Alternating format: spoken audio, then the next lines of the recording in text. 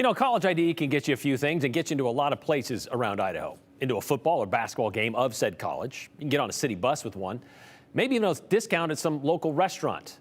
What it won't get you if a certain piece of legislation passes this year's session is into a voting booth. Joe Paris is taking a look at voter ID, a bill that could change current Idaho law. Joe? Yeah, Brian, and this is a push that we've seen in recent years. Idaho Republicans have been outspoken about concerns with what kind of IDs are used at the polls here in Idaho. And they also want to do away with an Idaho mechanism that allows voting without an ID. And we'll explain that in a moment. But first, let's hear from the bill sponsor herself. Here's the pitch from this morning from Caldwell Representative Tina Lambert.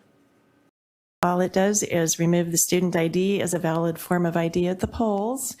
My constituents are concerned that students maybe from a state like Washington or Oregon, where they vote by mail, may come over here with their student ID and vote in person and then fill out their ballot from another state and thereby voting twice. This RS also removes the option to sign an affidavit if the voter forgets to bring their ID to the polls. All right, so under current Idaho law, registered voters can use a current student ID from an Idaho high school or post-secondary school as their photo ID to vote. Now, this law would change that. Also of note for you, a student ID from a post-secondary school in Idaho, it can allow someone to register to vote. But aren't out-of-state college students supposed to get an Idaho license when they move here? Well, actually, the Idaho Transportation Department clarifies that students attending an in-state Idaho college or university, members of the military on active duty and dependents, they do not need to apply for an Idaho driver's license if they have a valid out-of-state license. But how many voters are even using their student ID compared to driver's license? I checked in with the new Secretary of State, Phil McGrain. In the last election in November, 98.6% of voters showed a driver's license.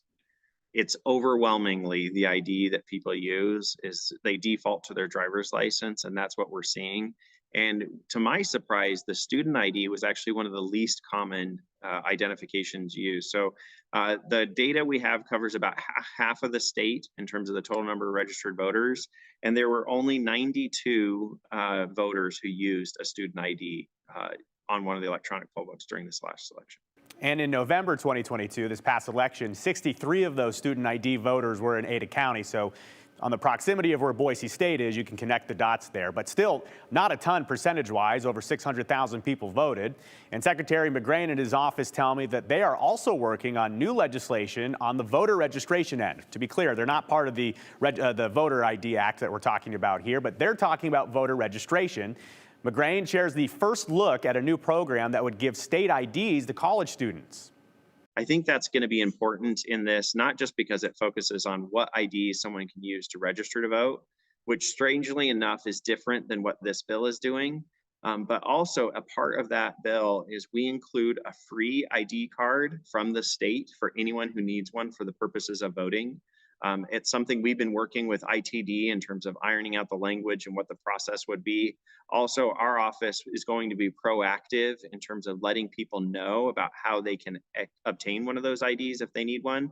And that includes, we've reached out to all three of the major universities and talked to them about how we can coordinate making sure if a student needs a state ID because they've become a resident in Idaho, or let's just say they moved within Idaho and now they are living at whatever community they're going to school, well, we want to make sure they have the tools to be able to do that. And I think that'll actually help address some of the concerns as it relates to this legislation.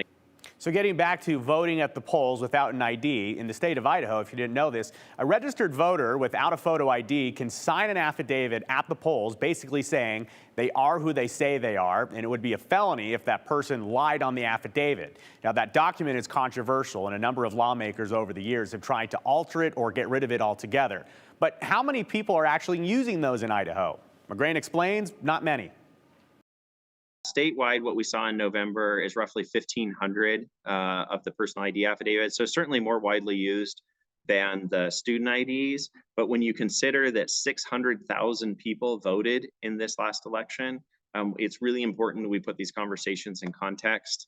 I do know there's been a lot of conversations regarding the affidavits, and I've met with numerous legislators, some who from the sounds of it like this, want to get rid of the affidavit. Others, we've proposed ideas and ways we can strengthen the security of the affidavits by adding additional information that has to be validated before a voter can vote. I do support trying to tighten it up. Right now, the process in terms of us looking backwards after someone has voted isn't as robust as it could or should be. And so we're trying to work on figure out what the best policy approach is related to the affidavits. So this is going to be a really interesting conversation over the next few weeks, and I will circle back to that new legislation that Secretary McGrain just mentioned when it is final. He tells me he's still working through a few ideas with lawmakers, and they are keeping a close eye on the voter ID legislation. But Brian, it's a big conversation, of course, after the big November general election starts up again. Well, it seems like, I mean, after all that, it's like the question is, are these either solutions in search of problems, or are they just like insignificant enough that it doesn't matter if we get rid of them? Yeah, I guess we'll have to find out. I know that there are some lawmakers that think that it's a real privacy issue or security issue to have the affidavits or the college IDs, because those college IDs, it's just a photo ID. It doesn't have your address and stuff like that on it. All right. Thank you very much, Joe.